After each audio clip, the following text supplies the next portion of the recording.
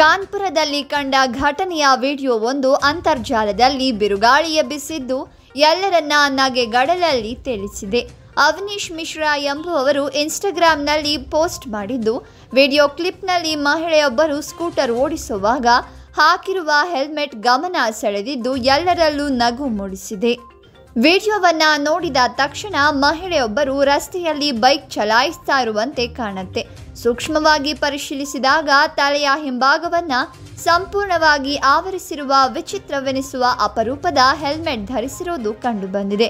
ಹೆಲ್ಮೆಟ್ನ ಆಕೃತಿ ಗಮನಿಸಿದಾಗ ಹೆಲ್ಮೆಟ್ ಇಡೀ ತಲೆಯನ್ನ ತಿಂತಾ ಇರುವಂತೆ ಕಾಣುತ್ತೆ. ಅಷ್ಟಕ್ಕೂ ಈ ಹೆಲ್ಮೆಟ್ ಅನ್ನ ಆ ಮಹಿಳೆ ಉಲ್ಟಾಪಲ್ಟವಾಗಿ ಧರಿಸಿದ್ದು ಈ ನಗೆಗಡಲಿಗೆ ಕಾರಣವಾಗಿದೆ. ಈ ರೀತಿಯ ಹೆಲ್ಮೆಟ್ ನೋಡಿದ ನೆಟ್ಟಿಗರು ನಕ್ಕಿದ್ದು ಅಂತಹ ವಿಶಿಷ್ಟ ಶೈಲಿಯಲ್ಲಿ ಹೆಲ್ಮೆಟ್ ಧರಿಸುವ ವಿಶ್ವಾಸ ಹೊಂದಿದ ಮಹಿಳೆ ಬಗ್ಗೆ ಆಶ್ಚರ್ಯವನ್ನ ವ್ಯಕ್ತಪಡಿಸಿದ್ದಾರೆ.